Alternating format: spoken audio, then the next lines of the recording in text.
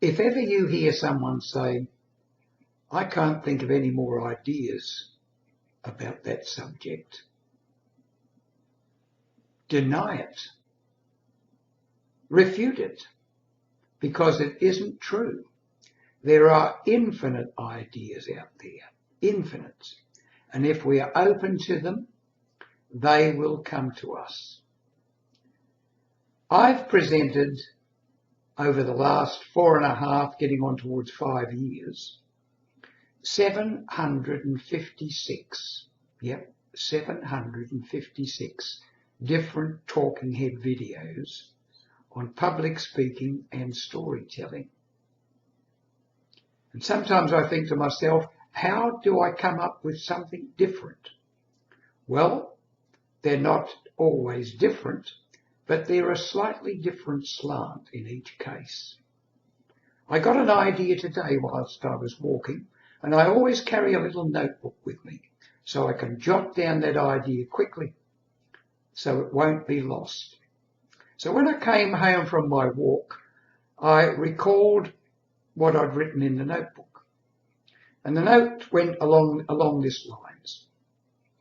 Earlier on today, I'd watched a very famous keynote speaker and speaking coach stating that it's always a good idea to ask an audience, where do you want to be 5 years from now? To which I sarcastically replied in the comments, I'd rather not think about that, as I happen to be in my 85th year now.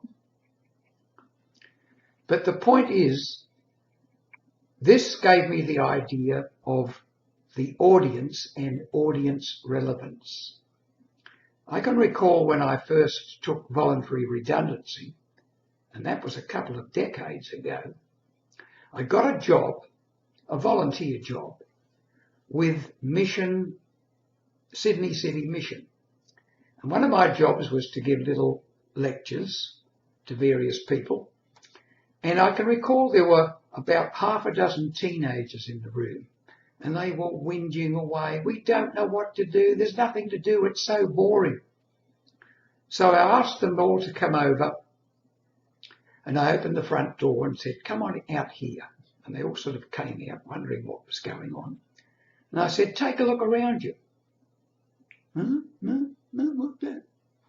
Take a look around you. The whole world is out here. Your whole life is waiting before you. Don't put any, this is boring stuff. The whole world is there for you to create as you wish. Get out there and do it. Now you can do that with an audience of teenagers or even people in their 30s, 40s and perhaps 50s. But you don't say to retirees in a Probus Club, for example, or a National Seniors Club, how do you see yourself in 5 years' time? So it's very appropriate to make sure that the remarks that you make to your audience are appropriate to that audience. I speak mostly to retiree groups and have done for most of my life. And when I've spoken to the young ones, it's a bit of a challenge for me, because I'm thinking in terms of from my own maturity and not from how they are seeing the world. So the challenge is, if we're older, is to take ourselves back if we can and imagine how we felt about the world at that time, when everything was an adventure, everything lay ahead instead of most of it behind us. So, what am I saying here? The subject matter to the audience is very appropriate.